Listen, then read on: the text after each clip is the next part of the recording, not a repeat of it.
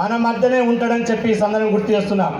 ఇక్కడనే కాదు, ఇక్కడ పక్కనున్న గుంటూరులో నేను మొన్న 4 రోజుల క్రితమే గుంటూరు పోయాను. గుంటూరులో కూడా నోముల నరసన్న అభిమానులు అంటే మీరు అర్థం చేసుకోవాలి.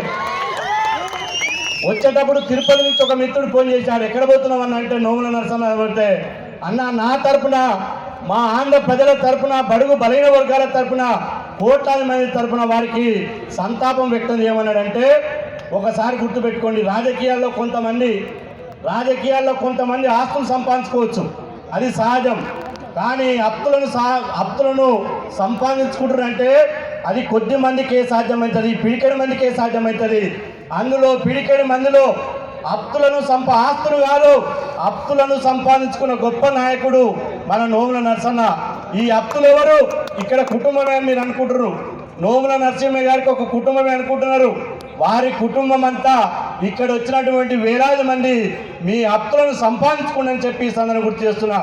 ఎవరైనా ఒక పార్థివ దేహం ఈ రోజు ఏదో 2 రోజుల కణమైపోతుంది.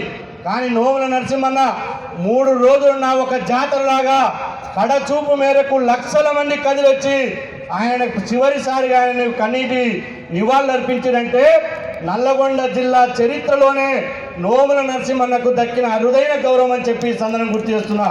ఇవాళ ఒక్కసారి గుర్తుపెట్టుకోండి, ఈ నాగార్జున సాగర్ నియోజకవర్గంలో ఒక జనగం రావులు, ఒక చలకుర్తి రామ్మూర్తి యాదవ్, ఆ తర్వాత నోముల నరసింహ యాదవ్ అని చెప్పి సందర్భం గుర్తు చేస్తున్నా.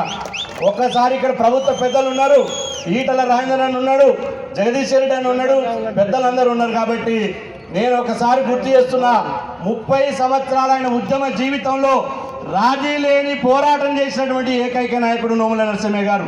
అసెంబ్లీలో ఆయన పోతున్నట్టే అందరు పంచలు తడిచేది.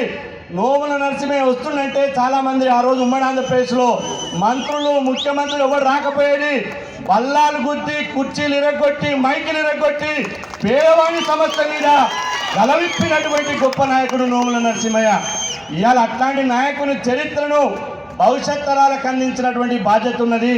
నల్గొండ జిల్లాలో మాధవరెడ్డి గారు విగ్రహం పెట్టారు, మనం స్వాగతిస్తున్నాం, పెట్టాల్సిందే, పెద్ద నాయకుడు ఆయన.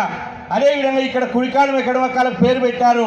కాబట్టి భవిష్యత్ తరాలు గుర్తుపెట్టుకోవాలంటే నల్లగొండ చౌరస్తాలో క్లాక్ టవర్లో నోముల నరసింహయ్య గారి విగ్రహాన్ని, భారీ విగ్రహాన్ని నెలకొల్పించాలని చెప్పి రాష్ట్రంలోని 3 కోట్ల మంది బీసీల తరఫున రాష్ట్ర ప్రభుత్వాన్ని విజ్ఞప్తి చేస్తున్నా. మీరు ప్రాజెక్టులు పెడుతున్నారు, జిల్లాని అభివృద్ధి పదంలో తీసుకుపోతున్నారు, మేము స్వాగతిస్తున్నాం. అదేవిధంగా ప్రాజెక్టుకో, పార్కుకో చిరస్థాయిగా నోముల నరసింహయ్య జీవితం భవిష్యత్ తరాలు తెలవాలంటే, చరిత్రలు నిలిచిపోవాలంటే అట్లాంటి పార్కుకో లేకపోతే ఏ విధంగానైతే మీరు చరిత్రలు నిలిచిపోతాడో అదే విధంగా ఆయన పేరు పెట్టాలని చెప్పి సందర్భం గుర్తు చేస్తున్నా. ఎందుకంటే 2 సార్లు ప్రతిపక్ష నాయకుడు, అదేవిధంగా భువనగిరి కోట నుంచి ఎంపీగా పోటీ చేశాడు, నాగార్జున సాగర్ నుంచి ఎమ్మెల్యేగా పోటీ చేశాడు. ఓడిపోయిన మడమదిప్పలే గుండె ధైర్యంతో కొట్లాడినటువంటి తమ్ము ధైర్యం కలేజ ఉన్న నాయకుడు ఒక నోముల నరసింహ గారు అని చెప్పి సందర్భం గుర్తు చేస్తున్నా. ప్రజలలోనే ఉన్నాడు, ప్రజలతోటే ఉన్నాడు. కరోనా వచ్చినా, ఏ రోగం వచ్చినా కరోనాలో కూడా ప్రజలకు నిత్యావసర సరుకులు పంచుకుంటా ప్రజలను జీవించిన వాడు, ప్రజలలో ఉదయించిన వాడు నోముల నరసింహయ్య అని చెప్పి సందర్భం గుర్తు చేస్తున్నా. అట్లాంటి కుటుంబాన్ని గౌరవ ముఖ్యమంత్రి కేసీఆర్ గారు పెద్ద మనసుతోటి ఇక్కడికి వచ్చి ఆ కుటుంబానికి అండగా ఉంటున్నాడు. ప్రతిపక్ష నాయకులు కూడా పరామర్శించిపోతున్నారు, ఇంకో నాయకుడు పరామర్శించిపోతున్నారు. కానీ ఇవాళ సాంప్రదాయ ప్రకారం రాజకీయంగా వాళ్ళకు అవకాశం ఇస్తే, టీఆర్ఎస్ పార్టీ రాజకీయంగా అవకాశం ఇస్తే ప్రతిపక్ష పార్టీలు ఇక్కడ పోటీ లేకుండా ఉండడమే ఆయనకు నిజమైన నివాళులని చెప్పి ఈ సందర్భంగా గుర్తు చేస్తూ, ఆయన నివాళులు ఇక్కడనే కాదు, హైదరాబాద్నే కాదు, మొత్తం భారతదేశ వ్యాప్తంగా కూడా ఆయన పేరు ప్రతిష్టలను తీసుకుపోయే బాధ్యత బీసీ సంఘం తీసుకుంటుందని చెప్పి ఈ సందర్భంగా గుర్తు చేస్తూ, ఎందుకంటే ఆయన విప్లవవాది. కొడుకు పేరు ఏం పేరు పెట్టాడు? అందరూ వెంకటేశ్వర స్వామి పేరు మీద పెడతారు, మల్లన్న పేరు మీద పెడతారు, ఎల్లన్న పేరు మీద పెడతాడు. ఒక భగత్ సింగ్, షాహిద్ భగత్ సింగ్ పేరు మీద భగత్ అనే పేరు పెట్టాడు. అంటే విప్లవం అంటే మార్పు ఈ సమాజం పేద బలైన వర్గాల కోసం. ఎందుకంటే నేను ఒక్కసారి అడిగాను, నేను ఒకటే విషయం చెప్పి ముగిస్తా. నేను చాలాసార్లు అడిగాను, రోజు నాతో ఫోన్లో మాట్లాడేవాడు. బీసీ రిజర్వేషన్ తగ్గించినప్పుడు అధికార పార్టీ ఎమ్మెల్యే ఉండి నాకు ఫోన్ చేశాడు, తమ్ముడు నువ్వు ధర్నా చేయన్నాడు. నేను అన్నా నువ్వు అధికార పార్టీ అన్నా అట్లా చెప్పొద్దు అన్నా నేను అంటే అన్నాడు, నేను అధికార పార్టీ ప్రతిపక్షమా చూసుకోను, నా జీవించినంత వరకు నేను శ్వాస విడిచేంత వరకు ఎప్పుడూ ప్రజల పక్షమే, ఎప్పుడూ పోరుబాటనే నాది. కాబట్టి నువ్వు హక్కుల కోసం గలమెత్తు, హక్కుల కోసం కొట్టాలని చెప్పినటువంటి నాయకుడు మన నోముల నరసింహయ్య గారు. అట్లాంటి నాయకుని మనం గుండెల్లో పెట్టుకోవాలి.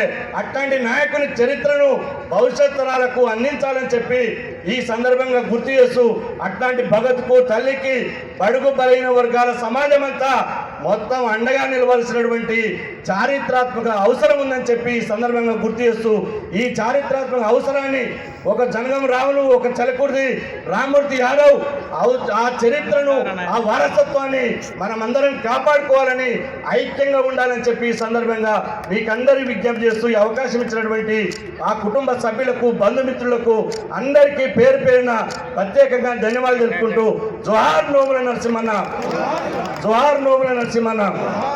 దయచేసి 2:30 వరకు సభ కొనసాగుతుంది.